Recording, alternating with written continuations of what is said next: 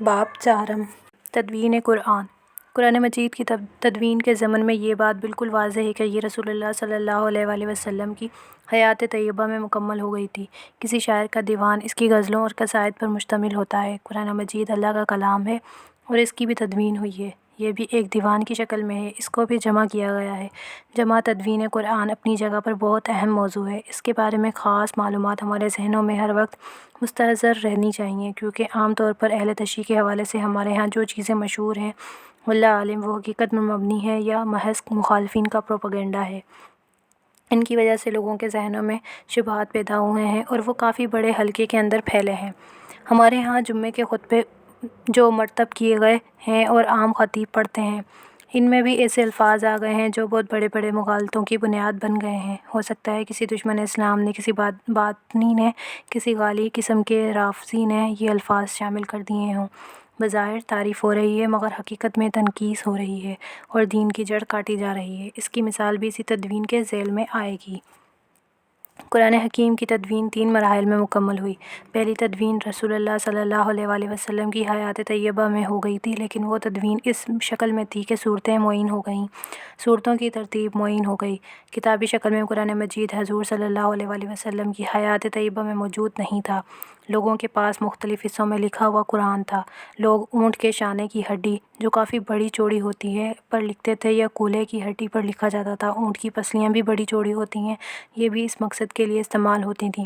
کاغذ اس زمانے میں کہاں تھا، کپڑا زیادہ دستیاب تھا، لہٰذا کپڑے پر بھی لکھا جاتا تھا۔ اسی طرح چھوٹے چھوٹے پتھروں پر بھی آیات لکھ لیتے تھے۔ یاد رہے کہ قرآن مجید کی اصل حیثیت قول کی ہے، نہ تو یہ حضور صلی اللہ علیہ وآلہ وسلم کو لکھی ہوئی شکل میں دیا گیا، نہ حضور صلی اللہ علیہ وآلہ وسلم نے لکھی ہوئی شکل میں امت کو دیا۔ حضور صلی اللہ علیہ وآلہ وسلم کو بھی یہ پڑھایا گیا ہے۔ ازروئے الفاظ قرآنی، ہم آپ کو پڑھائیں گے پھر آپ بھولیں گے نہیں۔ یہ اولاً قول جبریل علیہ السلام پھر قول محمد صلی اللہ علیہ وآلہ وسلم بن کر لوگوں کے سامنے آیا۔ جبریل علیہ السلام سے حضور صلی اللہ علیہ وآلہ وسلم نے سنا، حضور صلی اللہ علیہ وآلہ وسلم سے صحابہ رضی اللہ تعالیٰ عنہ نے سنا۔ چنانچہ اصل میں تو قرآن پڑھی جانے والی شے ہے، لیکن جیسے جیسے قرآن نازل ہوتا آپ اسے لکھوا بھی لیتے۔ صحابہ کرام کتاب وحی کی ذمہ داری پر مامور تھے اور حضور صلی اللہ علیہ وآلہ وسلم نے اس بات کا حکم بھی دے دیا تھا کہ میری طرف سے سوائے قرآن کے کچھ نہ لکھو۔ احادیث کو لکھنے سے حضور صلی اللہ علیہ وآلہ وسلم نے منع فرما دیا تھا تاکہ کہیں اللہ اور رسول صلی اللہ علیہ وآلہ وسلم کا کلام گڑبڑ نہ ہو جائے۔ صرف قرآن مجید کو ہی لکھنے کا حکم دیا، لیکن اصل قرآن اللہ تعالیٰ نے حضور صلی اللہ علیہ وآلہ وسلم کے سینے میں جمع کیا اور محمد رسول اللہ صلی اللہ علیہ وآلہ وسلم نے صحابہ رضی اللہ تعالیٰ عنہ کے سینوں میں جمع کر دیا۔ وہ قول سے قول کی شکل میں گیا ہے، لوگوں نے حضور صلی اللہ علیہ وآلہ وسلم کے ذہن مبارک سے سیکھا ہے۔ بہرحال رسول اللہ صلی اللہ علیہ وآلہ وسلم کے دور میں لکھا ہوا قرآن بھی تھا، لیکن کتابی شکل میں جمع شدہ نہیں تھا۔ جمع شدہ شکل میں صرف سینوں میں تھا۔ حفاظ کو یاد تھا، انہیں یاد تھا کہ قرآن اس ترتیب کے ساتھ ہے۔ اس کے لیے سب سے بڑی دلیل یہ ہے کہ صحیح روایات کے مطابق ہر رمضان المبارک میں جتنا قرآن اس وقت تک نازل ہو چکا تھا، حضور صلی اللہ علیہ وآلہ وسلم اور حضرت جبریل علیہ السلام اس کا دور کرتے تھے، جیسا کہ ہمارے ہاں رمضان کے آنے سے پہلے حفاظ دور کرتے ہیں۔ ایک حفاظ سناتا ہے، دوسرا سنتا ہے، تاکہ تراویح میں سنانے کے لیے تازہ ہو جائے۔ تو رمضان المبارک میں حضور صلی اللہ علیہ وآلہ وسلم اور حضرت جبریل علیہ السلام مذاکرہ کرتے تھے، قرآن مجید کا دور ہوتا تھا۔ آپ صلی اللہ علیہ وآلہ وسلم کی زندگی کے آخری رمضان میں آپ صلی اللہ علیہ وآلہ وسلم نے حضرت جبریل علیہ السلام سے قرآن مجید کا 2 مرتبہ مکمل دور کیا۔ چنانچہ جہاں تک حافظے میں اور سینے میں قرآن کا مدون ہو جانا ہے، وہ تو نبی اکرم صلی اللہ علیہ وآلہ وسلم کی حیات طیبہ کے دوران مکمل ہو گیا تھا۔ تدوین قرآن کا دوسرا مرحلہ حضرت ابوبکر رضی اللہ تعالیٰ عنہ کے عہد خلافت میں آیا، جب مرتدین اور مانعین زکوٰۃ سے جنگیں ہوئی تھیں۔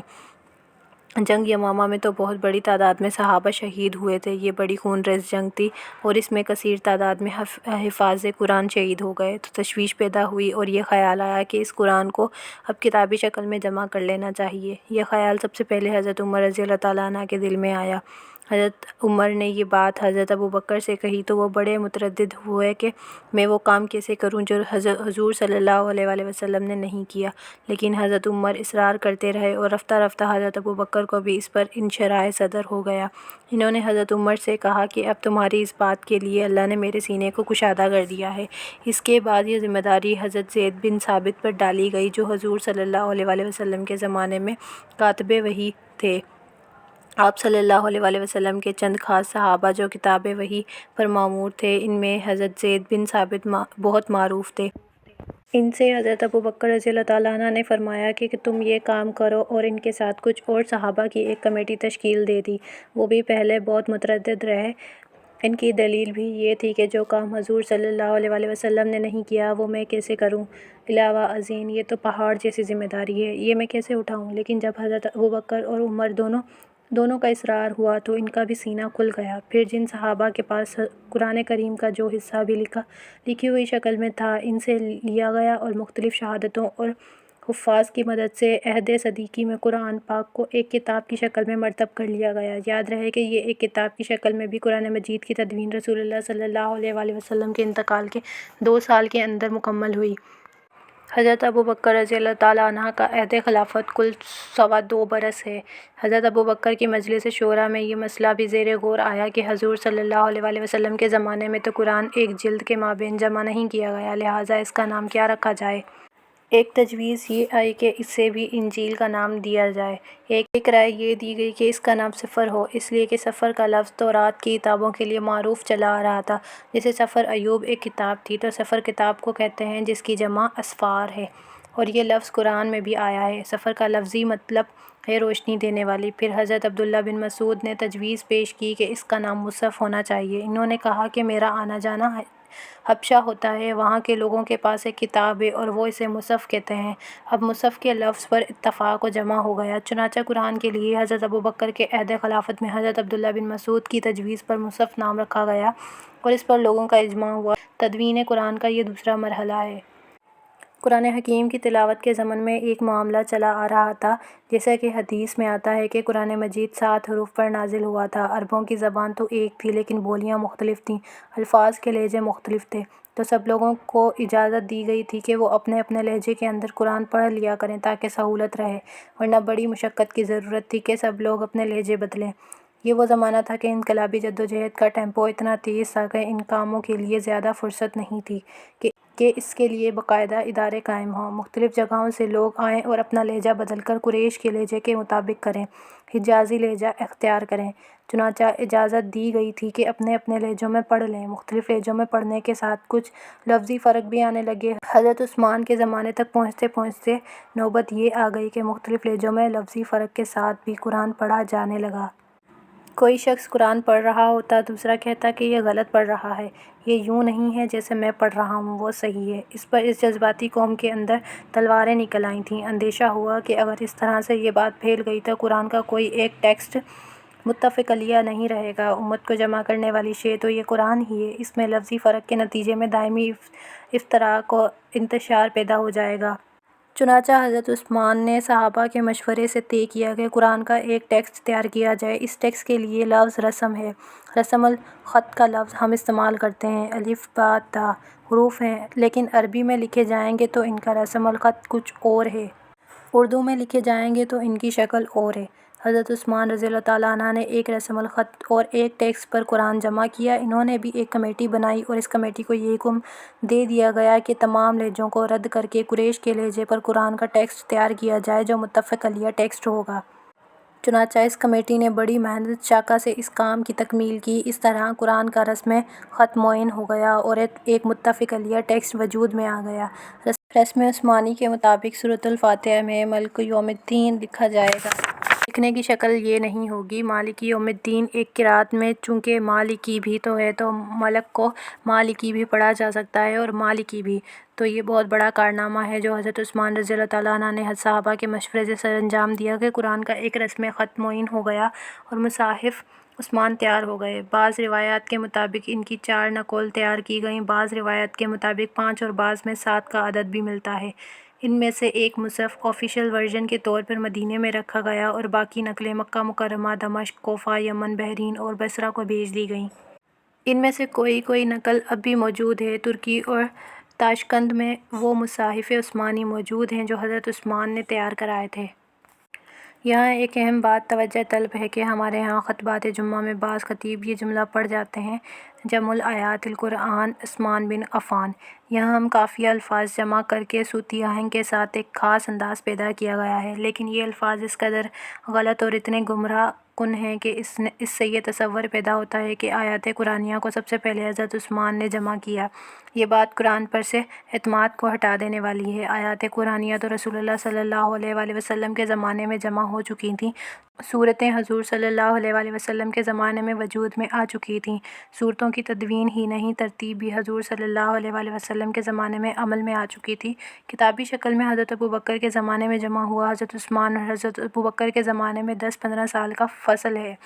اگر جمع الآیات القرآن حضرت عثمان کو قرار دیا جائے تو کوئی شخص کہہ سکتا ہے کہ قرآن کی تدوین حضور صلی اللہ علیہ وآلہ وسلم کے 15 یا 20 برس بعد ہوئی ہے۔ حضرت عثمان کا عہد خلافت 12 برس ہے اور حضور صلی اللہ علیہ وآلہ وسلم کے انتقال کے 24 برس بعد ان کا انتقال ہوا، تو اس طرح قرآن کے متن کے بارے میں شکوک و شبہات پیدا کیے جا سکتے ہیں، جبکہ حقیقت یہ ہے کہ حضرت عثمان آیات قرآنی کے جمع کرنے والے نہیں ہیں بلکہ امت کو قرآن کے ایک ٹیکسٹ اور رسم خط پر جمع کرنے والے ہیں۔ اسی لیے آج دنیا میں جو مصحف موجود ہے یہ مصحف عثمان کہلاتا ہے۔ اس کا نام مصحف حضرت ابوبکر نے رکھا تھا اور مصحف عثمان میں رسم خط اور ٹیکسٹ معین ہو گیا کہ اب قرآن اسی طریقے سے لکھا جائے گا اور یہی پوری دنیا کے اندر آفیشل ٹیکسٹ ہے۔